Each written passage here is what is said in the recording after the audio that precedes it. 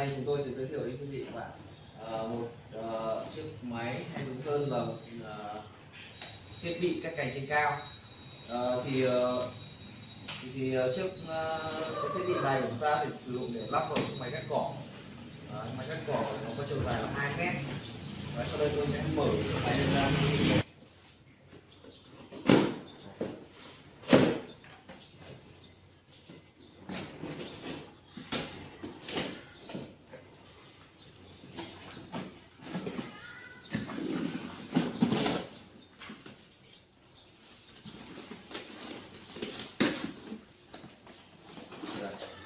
Đây là bên trong chiếc máy của chúng ta.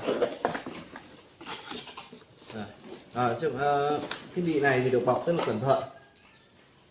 Chiếc xốp giảm xốp này. Đây là chiếc lam mini của chúng ta. Ốp lam bằng lam này. Đây là bộ phận tay cầm phụ kiện. Đây là nhân vật chính của chúng ta ngày hôm nay. Xích, ngoài ra còn một chiếc phiếu bảo hành nữa.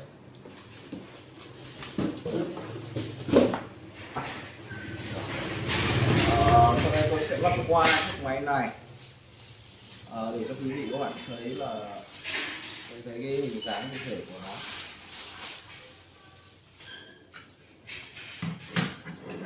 Chiếc máy này nó thuộc dạng giống như một chiếc máy cưa mini lắp vào máy cắt cỏ. Đây, cái phụ kiện này của chúng ta thì có đầy đủ cái ốc lắp của bộ cần này vào trong máy cắt cỏ nhé.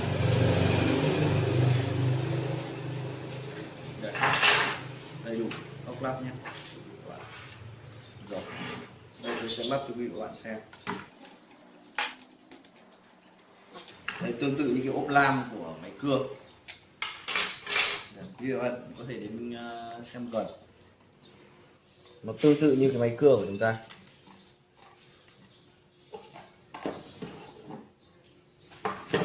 Cũng xích.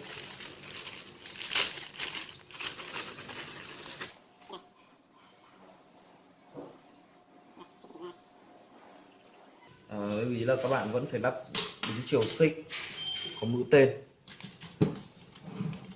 Đây.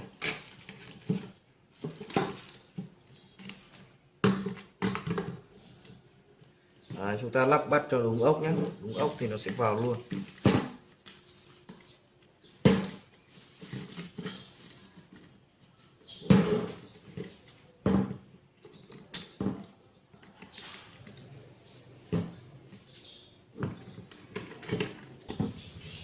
Đấy. Khi mà chúng ta đã lắp vào đầy đủ như thế này thì chúng ta sẽ lắp cái ốp gọi là ốp lam vào. Đấy. Chúng ta sẽ lắp gá vào, tức là chúng ta lắp không xoay ốc chặt, chỉ xoay vừa vừa để chúng ta có thể chỉnh chiếc ốc bên đằng sau cái lam này. Cái này gọi là cái ốc tăng xích. Đây, tăng xích cho nó đỡ trùng. Rồi, chúng ta có thể thấy là xích vừa đẹp, tức là nó vừa nhu cầu của sử dụng của chúng ta. Sau đó chúng ta sẽ xoay chặt cái ốc này lại.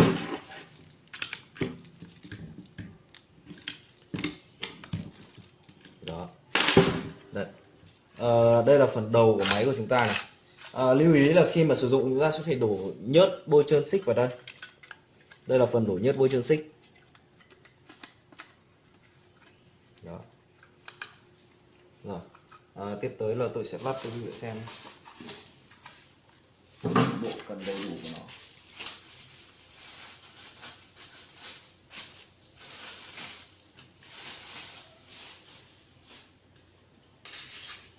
Đây là phần cần dưới của chúng ta.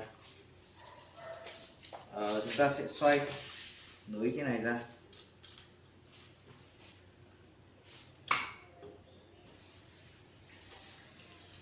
Rồi. Đây, của chúng ta sẽ để cần như này, tức là dọc theo chiều máy. Đây. Chống xoay của cần. Đây là bộ phận chống cần nó xoay. Đây, chiếc máy chiếc cần của chúng ta như này. Ngoài ra thì chúng ta có thể lắp thêm phần ốp tay. Tôi sẽ lắp lên xem.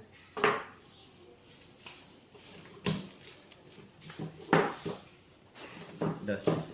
Chúng ta có 4 chiếc ốc để lắp phần ốp tay và phần ốp dài. Chúng ta lắp phần tay cầm phụ vào. Đây, bây giờ chúng ta nhét cái ốc xiết nhé.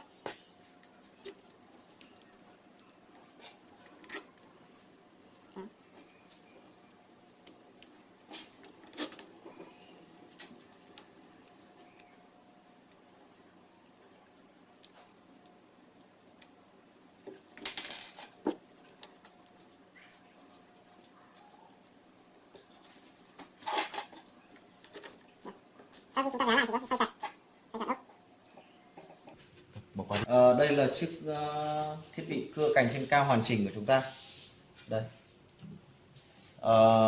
Thiết bị thì có chiều dài là 2 mét. Ngoài ra thì chúng tôi còn đang có một thiết bị dài là 3 mét kết hợp cả cắt cỏ.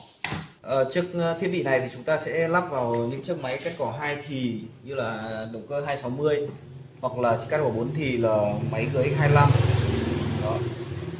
Đây. Cảm ơn quý vị và các bạn đã theo dõi video của chúng tôi. Các bạn có thể đăng ký kênh của tôi để theo dõi nhiều video hữu ích hơn nữa.